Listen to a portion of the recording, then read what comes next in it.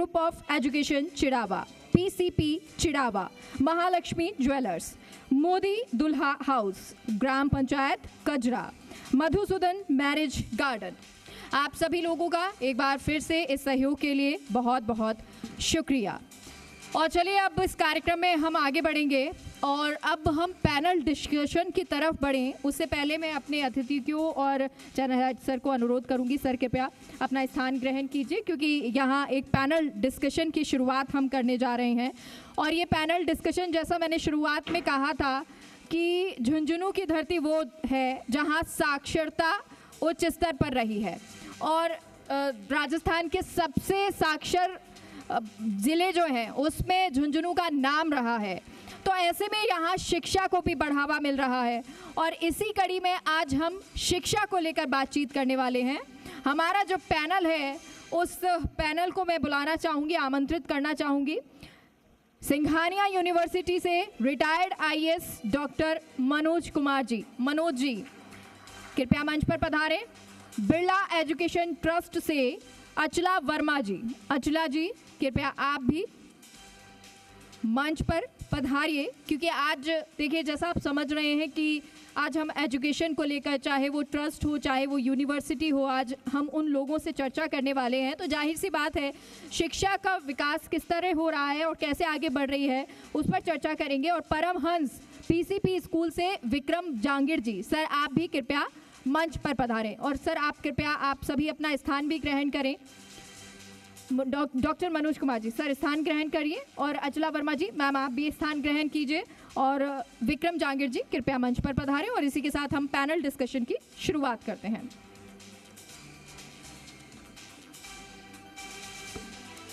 और MD group of education से सुनील डांगी जी।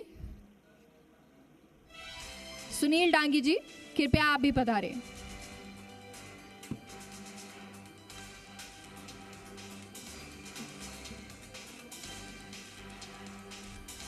तो आज हम एजुकेशन को लेकर इस पैनल की शुरुआत करने वाले हैं। और देखिए क्योंकि आप सभी लोग झुंझुनू से हैं, ये सभी लोग उच्च स्तर पर कार्य कर रहे हैं, किस तरह का कार्य हो रहा है और शिक्षा में क्या डेवलपमेंट की ज़रूरत है, आज इस पर एक चर्चा कर लेते हैं।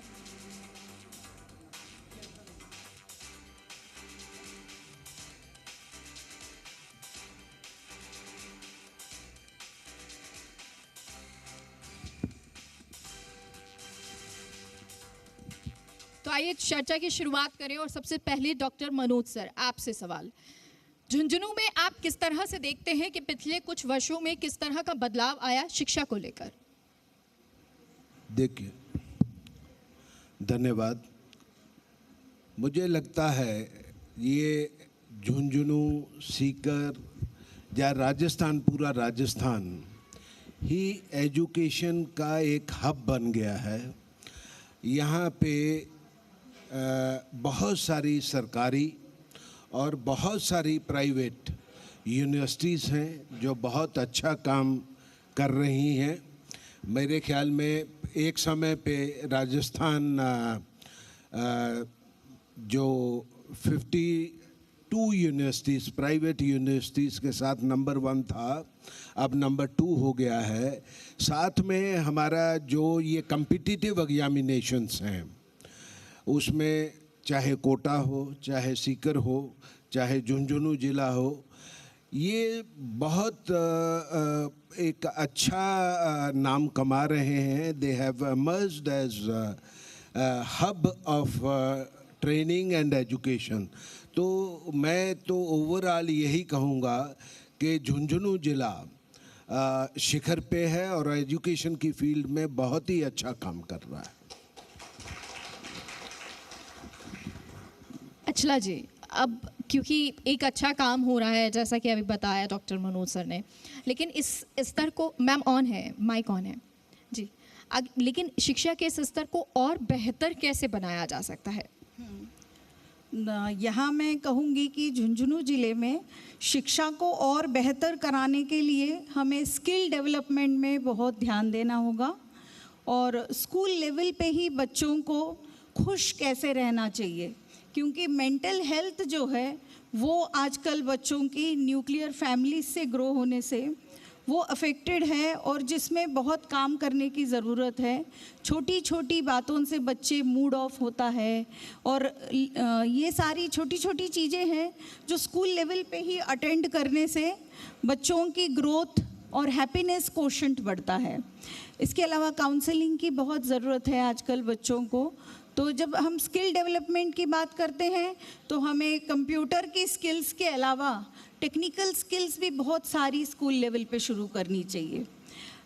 आजकल क्या है कि बच्चों को ये भी पता होना चाहिए छोटी उम्र से कि अगर कोई स्विच नहीं काम कर रहा है तो उसको कैसे ठीक करना चाहिए।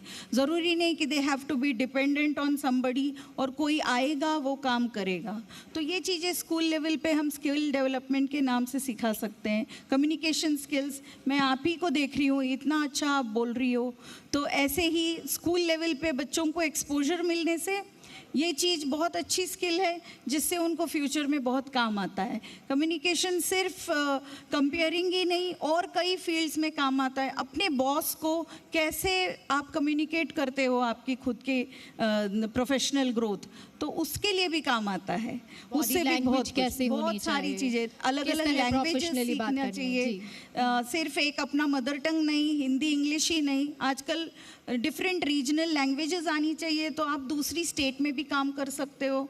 आप अगर फॉरेन लैंग्वेजेस सीख रहे हो तो आप दूसरी कंट्री में भी आसानी से काम कर सकते हो। तो कई चीज़ों के लिए स्किल डेवलपमेंट काम आता है। एंड छोटे छोटे ये है, जैसे अपने आप को पर्सनालिटी डेवलपमेंट में कैसे आप ये करते हो, तो फैशन डिज़ाइनिंग भी बहुत अच्छा स्किल है और नेल आर्ट, ऐसी छोटी छोटी चीज़ें हैं जिनसे हैप्पीनेस बढ़ता है। अगर आपकी खुद की प्रेजेंटेशन अच्छी है, आपको कॉन्फिडेंट है आप कि आप अच्छे लग रहे हो, तो उससे बहुत अच्छा आपका प्रेजेंटेशन होता है। तो इसके अलावा how to start a small business, children should learn how to make money, how to empower money, how to make use of that money, and उस मनी को कैसे मनी से मनी बनाना है। तो ये चीज़ें जब स्कूल लेवल पे हम अटेंड करेंगे तो that is how then education का सही मतलब आएगा। सिर्फ मैथ्स, फिजिक्स, केमिस्ट्री इन सब्जेक्ट्स में अच्छे नंबर आए, फिर आपको एक अच्छा इंजीनियरिंग कॉलेज मिला, आपने इंजीनियरिंग कर ली, पर उसके बाद आप कम्युनिकेट ही नहीं कर पा रहे हो, तो then you are failing. So it is not only education, along with education, these skills have to be developed. Thank you. बिल्कुल। सुनील जी, देखिए जब शिक्षा की बात होती है, राजस्थान में झुंझुनू हमेशा साक्षरता में अच्छा रहा है और अभी भी बहुत कुछ डेवलप किया जा रहा है। ख़ास तौर पर अगर शेखावटी की बात की जाए, सीकर में इंस्टीट्यूट काफ़ी सारे हैं, झुंझुनू भी उस ओर बढ़ रहा है। क्या ये बच्चों के बेहतर भविष्य के लिए नज़र आता है? इंस्टीट्यूट होना, कोचिंग्स होना, उन्हें एक तरह से प्रेरणा मिलेगी, वो आगे बढ़ सकेंगे? जी मैम, देखो मैं आपको बताना चाहूँगा, आपने बात की कि साक्षरता में झुंझुनू सबसे आगे रहा है और मेरे जहाँ तक ध्यान आ रहा है कि 100% साक्षरता प्राप्त करने वाला पहला जिला झुंझुनू ही था। तो निश्चित रूप से इसमें कोई डाउट नहीं है कि झुंझुनू की एजुकेशन हमेशा से ही नंबर 1 रही है और इसमें काफ़ी बड़ा योगदान है जो अपने पुराने सेठों की स्कूलें रही हैं। बिरला स्कूल है, बिरला इंस्टीट्यूट है, डालमिया है, सेक्सरिया है, बहुत सारे इंस्टीट्यूट हैं। नवलगढ़ तक अपन चले जाएंगे, झुंझुनू तक BL स्कूल है, पिरामल स्कूल है और हमेशा से ही झुंझुनू नंबर 1 रहा है एजुकेशन के अंदर। लेकिन अब थोड़ा सा क्या है कि एक गैप क्रिएट हो गया है। उन इंस्टीट्यूट्स को प्राइवेट कर दिया गया है, वो एडेड इंस्टीट्यूट्स थे, तो जो फैकल्टीज थी और जो वहाँ काम करने वाले लोग थे वो शिफ्ट हो गए हैं गवर्नमेंट के अंदर। और प्राइवेट एजुकेशन में भी कुछ स्कूलों ने अच्छा काम किया है झुंझुनू के अंदर पहले भी। जैसे मैं कहना चाहूँगा सूरजगढ़ के टैगोर स्कूल है, मोदी जी की स्कूल है झुंझुनू में, बहुत अच्छा काम इन्होंने किया है झुंझुनू अकेडमी ने। और ऐसे इंस्टीट्यूट बहुत सारे बनेंगे अपने झुंझुनू के अंदर, तो मैं मानता हूँ कि निश्चित रूप से एक हब के रूप में क्रिएट होगा। सीकर की जहाँ तक बात आती है तो मुझे ध्यान आ रहा है और आप सब लोगों को भी ध्यान होगा कि सीकर के अंदर 2003 से या 2001 से पहले कोई बड़ा इंस्टीट्यूट था नहीं और उस समय झुंझुनू में ये सारे बड़े इंस्टीट्यूट थे जिनका मैंने नाम लिया है। लेकिन ऐसा क्या हुआ कि उसके बाद पूरा का पूरा एजुकेशन का जो सेंटर है वो शिफ्ट हो गया सीकर की तरफ, जो पहले झुंझुनू में कभी हुआ करता था। तो उस चीज़ पे हमें सोचने की ज़रूरत है और उस चीज़ पर विचार करके आगे बढ़ने की ज़रूरत है। जितने ज़्यादा इंस्टीट्यूट अपने झुंझुनू ज़िले में बनेंगे उतना ज़्यादा डेवलपमेंट होगा, उतने ज़्यादा रोजगार विकसित होंगे, उतने ज़्यादा सोसाइटी विकसित होगी, उतनी ज़्यादा लोगों को रोजगार मिलेगा। आज सीकर के अंदर पूरा कोटा के अंदर पूरा रोजगार इस फील्ड से मिला हुआ है। पूरा कोटा में ये जाना जाता है कि भाई एजुकेशन इंडस्ट्री की वजह से पूरा रोजगार है वहाँ पे। तो हर चीज़, एक एजुकेशन इंस्टीट्यूट खुलता है तो उस एजुकेशन इंस्टीट्यूट में जुड़े हुए कर्मचारी से लेकर के बस संचालक से लेकर के ऑटो रिक्शा संचालक से लेकर के हर आदमी कहीं ना कहीं कनेक्ट होता है एक चेन के अंदर। तो पूरी चेन डेवलप होती है उससे और उसमें भागीदारी होती है हमारे पूरे समाज की।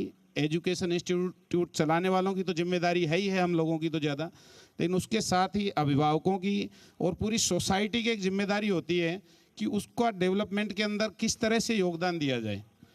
और सब लोग यदि पॉजिटिव माइंडसेट के साथ योगदान देते हैं उसके अंदर तो निश्चित रूप से नो डाउट हर आदमी की कहीं ना कहीं उस चीज़ में आहुति होती है आगे बढ़ाने के लिए। और इस तरह से हम एक समग्र प्रयास करें सब लोग मिलकर के तो निश्चित रूप से झुंझुनू का वो पुराना गौरव